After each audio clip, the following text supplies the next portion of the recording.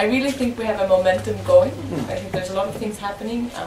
It's important to emphasize that change doesn't come from above, it comes from below. It comes from us demanding change from the politicians and pushing them in front of us. The United States is actually more interested in a more volatile region. There is a famous quote by Henry Kissinger: for every tank that the US gives to Israel for free, Israel's neighbors buy 4 tanks from the United States. But $3 billion were a lot of money when the US started to give aid to Israel in 1973. Today, $3 billion is not so much money as compared to the past, and Israel will not collapse if it loses these $3 billion a year in weapons from the United States. But the political aid that the United States gives Israel is extremely powerful and significant.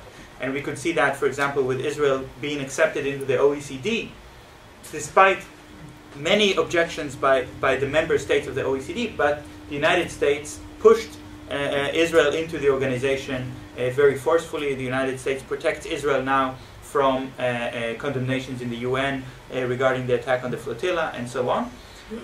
So the political aid from the US is the main problem. And I would add to that this problem is compounded because in Europe there is just no political will to take a strategic position that doesn't comply with the US. Even though the interests, the economic interests of the European Union are not the same as the US, they're just not willing to take their own position. How do we make Israel such a big burden on the US so that it stops its political and economic support? That's the first one. The second one is you spoke about the Arab world's BDS in the 60s, 70s, and 80s. Isn't it in the BDS right now, in the BDS interest, to try to reinstate that BDS movement or the BDS from the Arab world? The way to make Israel a burden on the US is to keep the pressure on Israel to comply with international law. I think part of the reason that the US is so worried about this pressure on Israel is that that the International Court in The Hague will next move on to try American soldiers for what they're doing in Iraq, for example, in Afghanistan. So the pressure on Israel is not just for those who like Palestinians and care about Palestinians. It's for people who are interested in making the world a more peaceful place and a more democratic place. And I think that is already starting to happen. You can hear the voices in the United States of people who are worried that too much support for Israel is undermining the US position in the world, and there's a limit to what they're willing to sacrifice on Israel's behalf. And as for your second point, I think the Arab boycott on Israel was not BDS. It was just boycott, and it was something that was only supported by states, organized by states, not so much by civil society organizations.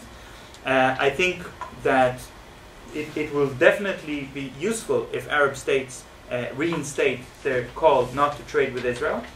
But since the biggest trading partner of Israel is Europe, we want to get the BDS as widespread as possible in the countries that Israel has more trade with. So that's even more important. But of course, the Arab boycott is very important as well. The Arab world has a lot of inhabitants, and there is a huge economy for companies in the Arab world.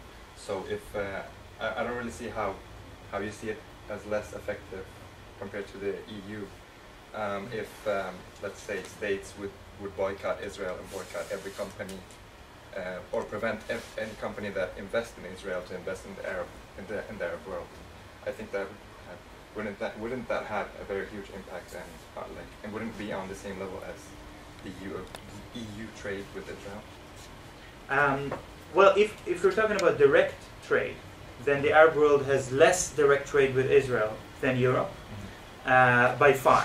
It's a very big difference, with perhaps the exception of the Palestinian Authority, which is the Arab country. It's not a sovereign country, which is actually a very big trading partner with Israel.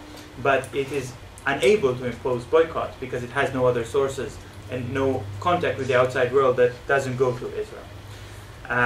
Now, the secondary boycott which I think you referred to, which is countries boycotting, or states boycotting companies that invest in Israel in order to put pressure indirectly on the economy, is a very important tool as well. And I think one of the places that we're trying to achieve that is with the French company Alstom. Michael mentioned Veolia, the French company that's building the illegal tramway in Jerusalem, in East Jerusalem. Alstom is working on the same project with Veolia, and Alstom is now trying to get a contract from Saudi Arabia to build a trainway between Mecca and Medina, which is a much bigger project than East Jerusalem, a multi-billion-dollar project. And there is pressure on Saudi Arabia to disqualify Alstom, and I can hope very much that it will.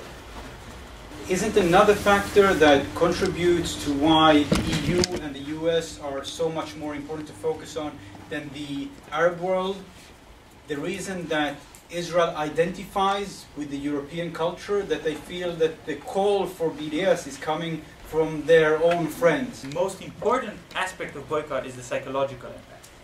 And when Israelis feel that they are being watched by the international community, that they are being made accountable, then of course it has a very important impact.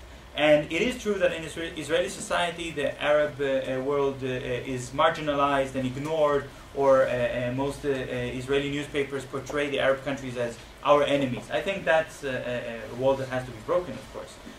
But it is, of course, much more shocking to Israelis to hear that also their friends in Europe, in the United States, in Australia, New Zealand, and are also making a statement and taking a stand demanding the international law to be upheld and justice.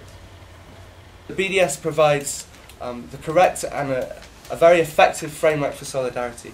This July we see the fifth anniversary of the call, and I think that this movement has exploded a lot quicker than many people hoped, and I genuinely believe, and it's excited to be here in Sweden, and it convinces me even more, that we will see this movement grow even more quickly over the coming months and years.